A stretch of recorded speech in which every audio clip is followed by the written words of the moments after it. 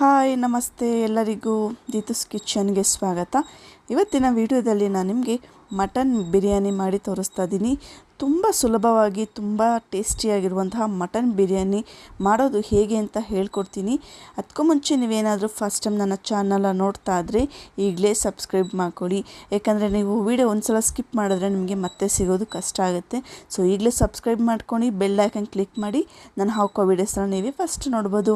ಬನ್ನಿ ರುಚಿಕರವಾದಂತಹ ಮಟನ್ ಬಿರಿಯಾನಿ ಹೇಗೆ ಮಾಡೋದು ಹೇಳ್ತೀನಿ. ಮೊದಲಿಗೆ ಕುಕ್ಕರಿಗೆ ನಾನು 2 ಟೇಬಲ್ ಸ್ಪೂನಷ್ಟು ಎಣ್ಣೆ ಹಾಕ್ಕೊಂಡಿದ್ದೀನಿ. ಹಾಗೆ ಅದಕ್ಕೆ ನಾನು 1 kg ಮಟನನ್ನು ತೊಗೊಂಡಿದ್ದೀನಿ.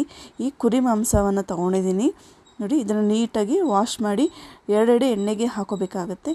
ಈ ಟೈಮಲ್ಲಿ ಸ್ವಲ್ಪ ಮೀಡಿಯಮ್ ಫ್ಲೇಮ್ ಇಟ್ಕೊಂಡು ನೀವು ಎಲ್ಲ ಮಟನನ್ನು ಬೇಯಿಸ್ಕೋಬೇಕಾಗತ್ತೆ. ಇದಕ್ಕೆ ರುಚಿಗೆ ತಕ್ಕಷ್ಟು ಉಪ್ಪನ್ನು ಕೂಡ ಹಾಕ್ಕೊಳ್ತಾ ಇದ್ದೀನಿ. ಹಾಗೆ 1/4 ಟೇಬಲ್ ಸ್ಪೂನಷ್ಟು ಅರಿಶಿಣವನ್ನು ಹಾಕ್ಕೊಂಡು ಚೆನ್ನಾಗಿ ಸ್ವಲ್ಪ ಮಿಕ್ಸ್ ಮಾಡ್ಕೋಬೇಕಾಗತ್ತೆ. ಮಟನ್ ಬಿರಿಯಾನಿ ಮಾಡೋದಕ್ಕೆ ಫಸ್ಟ್ ನಾವು ಮಟನ್ನ ಬೇಯಿಸಿಟ್ಕೊಂಡ್ರೆ ನಿಮಗೆ ಬಿರಿಯಾನಿ ಬೇಗನೆ ಆಗುತ್ತೆ.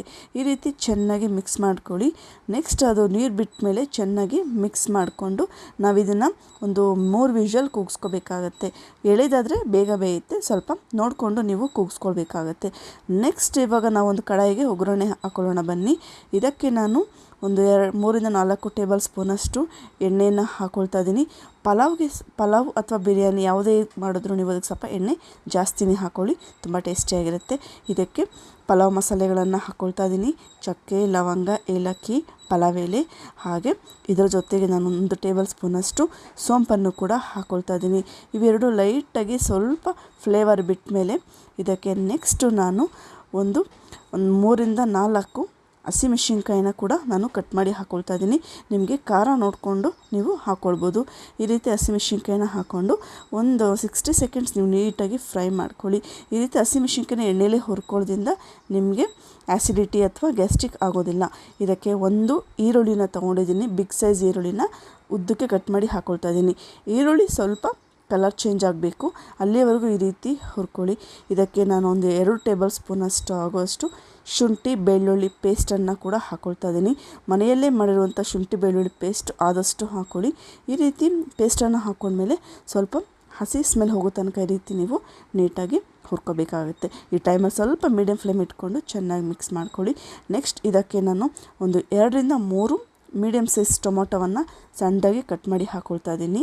ಇದನ್ನು ನೀಟಾಗಿ ಚೆನ್ನಾಗಿ ಮಿಕ್ಸ್ ಮಾಡ್ಕೋಬೇಕಾಗತ್ತೆ. ನೋಡಿ, ಈ ರೀತಿ ಸ್ವಲ್ಪ ಎಣ್ಣೆ ಬಿಡಬೇಕು ಟೊಮೊಟೊ, ಅಲ್ಲಿ ತನಕ ನಾವು ಈ ರೀತಿ ಚೆನ್ನಾಗಿ ಮಿಕ್ಸ್ ಮಾಡ್ಕೋಬೇಕು. ನೋಡಿ, ಈ ರೀತಿ ನೀಟಾಗಿ ಎಣ್ಣೆ ಬಿಡ್ತಿದೆಯಲ್ಲ, ನೋಡಿ ಚೆನ್ನಾಗಿ ಮಿಕ್ಸ್ ಮಾಡ್ಕೊಳ್ಳಿ.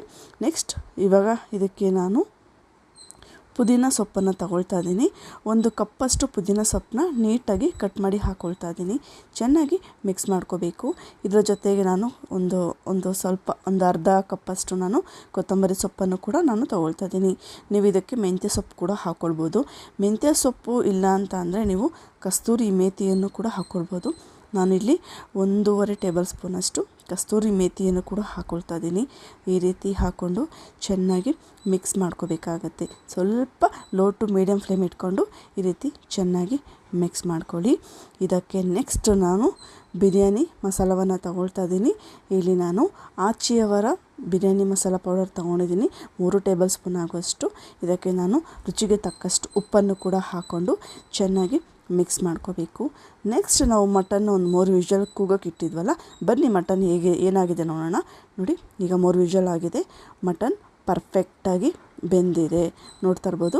ಅದನ್ನು ಇವಾಗ ನಾನು ಇದಕ್ಕೆ ಹಾಕ್ಕೊಂಡು ಮಿಕ್ಸ್ ಮಾಡ್ಕೋಬೇಕಾಗತ್ತೆ. ನೋಡಿ, ನೀರನ್ನು ಹಾಕಬೇಡಿ, ಜಸ್ಟ್ ಮಟನ್ ಪೀಸ್ಗಳನ್ನು ತೆಗೆದು ನಾವು ಕಡಾಯಿ ಜೊತೆಗೆ ಹಾಕ್ಕೊಂಡು ಚೆನ್ನಾಗಿ ಮಿಕ್ಸ್ ಮಾಡ್ಕೋಬೇಕಾಗತ್ತೆ. ನೋಡಿ, ಈ ರೀತಿ ನೀಟಾಗಿ ಮಿಕ್ಸ್ ಮಾಡ್ಕೊಳ್ಳಿ. ನಾವು ಹಾಕಿರುವಂತಹ ಮಸಾಲೆ ಮತ್ತು ಉಪ್ಪು ಏನಿದೆ ಚೆನ್ನಾಗಿ ಹಿಡ್ಕೋಬೇಕಾಗತ್ತೆ. ನಾವು ಇದನ್ನು 2-3 ನಿಮಿಷ ನೀವು ಸ್ವಲ್ಪ ಮೀಡಿಯಮ್ ಫ್ಲೇಮ್ ಇಟ್ಕೊಂಡು ಚೆನ್ನಾಗಿ ಈ ರೀತಿ ಮಿಕ್ಸ್ ಮಾಡ್ಕೊಳ್ಳಿ. ನೆಕ್ಸ್ಟ್ ಇವಾಗ ಇದಕ್ಕೆ ನಾನು ಒಂದು ಪ್ಲೇಟನ್ನು ಮುಚ್ತಾ ಇದ್ದೀನಿ. 1-2 ನಿಮಿಷ ನೀವಿರುತ್ತೆ ಲೋ ಫ್ಲೇಮಲ್ಲಿ ಸ್ವಲ್ಪ ಬೇಯಿಸ್ಕೊಳ್ಳಿ. ನೋಡಿ, ಸ್ವಲ್ಪ ಎಣ್ಣೆ ಬಿಡಬೇಕು, ಅಲ್ಲಿವರೆಗೂ ಈ ರೀತಿ ಒಂದು ಲಿಡ್ ಕ್ಲೋಸ್ ಮಾಡಿಕೊಂಡು ಸ್ವಲ್ಪ ನೀವು ಚೆನ್ನಾಗಿ ಬೇಯಿಸ್ಕೋಬೇಕು. ನೋಡಿ, ರೆಡಿ ಇದೆ ಇವಾಗ. ಇದು ನೋಡಿ, ಪರ್ಫೆಕ್ಟಾಗಿ ಮಸಾಲೆ ಹಿಡಿಬೇಕು ಮಾಂಸ, ಆವಾಗಲೇ ನಿಮಗೆ ಬಿರಿಯಾನಿ ತುಂಬ ಟೇಸ್ಟಿಯಾಗಿ ಬರೋದು. ಇವಾಗ ಇದಕ್ಕೆ ನಾನು 2.5 ಗ್ಲಾಸಷ್ಟು ಅಕ್ಕಿಯನ್ನು ತಗೊಂಡಿದ್ದೀನಿ. ನೀವು ಸೋನಾ ಮಸೂರಿ ಆದರೂ ಸರಿ, ರೇಷನ್ ಅಕ್ಕಿ ಯಾವ್ದು ಬೇಕಾದ್ರೂ ಯೂಸ್ ಮಾಡ್ಬೋದು. ನಾನು ಒಗ್ಗರಣೆ ಹಾಕೋಕ್ಕೆ ಸ್ಟಾರ್ಟ್ ಮಾಡಿದಾಗ ಅಕ್ಕಿನ ತೊಳೆದಿಟ್ಟಿದ್ದೆ, ಚೆನ್ನಾಗಿ ನೆಂದಿದೆ ನೋಡಿ. ಈ ರೀತಿ ಹಾಕಿ ಚೆನ್ನಾಗಿ ಮಿಕ್ಸ್ ಮಾಡ್ಕೋಬೇಕಾಗತ್ತೆ. ಈ ರೀತಿ ಮಾಡೋದ್ರಿಂದ ನಿಮಗೇನಾಗುತ್ತೆ, ಅಕ್ಕಿ ಚೆನ್ನಾಗಿ ಮಸಾಲೆ ಕೂಡ ಹಿಡಿಯುತ್ತೆ ನೋಡಿ. ಈ ರೀತಿ ಚೆನ್ನಾಗಿ ಮಿಕ್ಸ್ ಮಾಡ್ಕೋಬೇಕಾಗತ್ತೆ ನೋಡಿ. ಪರ್ಫೆಕ್ಟಾಗಿರುತ್ತೆ. ಈ ರೈಸ್ನ 4ರಿಂದ 5 ಜನ ಹೊಟ್ಟೆ ತುಂಬ ತಿನ್ಬೋದು, 2 ಟೈಮ್ಸ್ ತಿನ್ಬೋದು, ಅಷ್ಟು ಚೆನ್ನಾಗಿ ಬರುತ್ತೆ. ನೆಕ್ಸ್ಟ್ ನಾವು ಮಟನ್ ಬೇಯಿಸ್ಕೊಂಡಿದ್ವಲ್ಲ ನೀರು, ಅದನ್ನೇ ಅಳತೆಯಾಗಿ ತೊಗೊಳ್ತಾ ಇದ್ದೀನಿ. 2.5 ಗ್ಲಾಸ್ಗೆ ನಾನು 5 ಗ್ಲಾಸ್ ಆಗುವಷ್ಟು ನೀರನ್ನು ತಗೊಳ್ತಾ ಇದ್ದೀನಿ ನೋಡಿ. 5 ಗ್ಲಾಸ್ ನೀರಾದಮೇಲೆ ಚೆನ್ನಾಗಿ ಮಿಕ್ಸ್ ಮಾಡ್ಕೊಳ್ಳಿ. ಈ ಟೈಮಲ್ಲಿ ಸ್ವಲ್ಪ ಏನಾದರೂ ಉಪ್ಪು ಕಮ್ಮಿ ಇತ್ತು ಅಂತಂದರೆ ನೀವು ನೋಡಿಕೊಂಡು ಹಾಕ್ಕೊಳ್ಳಿ. ಅಷ್ಟೇ ಅಲ್ಲ, ನಿಮಗೇನೋ ಸ್ವಲ್ಪ ಖಾರ ಬೇಕು ಅಂದರೆ ನೀವು ಸ್ವಲ್ಪ ಚಿಲ್ಲಿ ಪೌಡ್ರನ್ನು ಕೂಡ ಹಾಕ್ಕೊಳ್ಬೋದು. ಹಸಿಮೆಣ್ಸಿನ್ಕಾಯಿ ಹಾಕೋದ್ರಿಂದ ನಾನು ಇಲ್ಲಿ ಚಿಲ್ಲಿ ಪೌಡ್ರ್ ಏನೂ ಹಾಕ್ಕೊಳಕ್ಕೆ ಹೋಗೋದಿಲ್ಲ. ನೆಕ್ಸ್ಟ್ ಇದನ್ನು 1 ನಿಮಿಷ ಈ ಥರ ಕ್ಲೋಸ್ ಮಾಡಿ, ಲಿಡ್ ಕ್ಲೋಸ್ ಮಾಡಿ ವೆಯ್ಟ್ ಮಾಡಿ ನೋಡಿ. ಈಗ ಸ್ವಲ್ಪ ಲೈಟಾಗಿ ಬೆಂದಿದೆ. ಇನ್ನೊಂದು ಚೂರು ಬೇಯಬೇಕು ಅನ್ನೋ ಟೈಮಲ್ಲಿ ನಾನು ಒಂದು ಅರ್ಧದಷ್ಟು ನಿಂಬೆಹಣ್ಣು ರಸವನ್ನು ಹಾಕ್ಕೊಳ್ತಾ ಇದ್ದೀನಿ. ನಿಂಬೆ ರಸನ ಲಾಸ್ಟಲ್ಲಿ ಹಾಕ್ಕೊಳ್ಳಿ. ತುಪ್ಪ ಇದೆ, ತುಪ್ಪ ಕೂಡ ನೀವು ಯೂಸ್ ಮಾಡಿ, ತುಂಬ ಟೇಸ್ಟಿಯಾಗಿರುತ್ತೆ.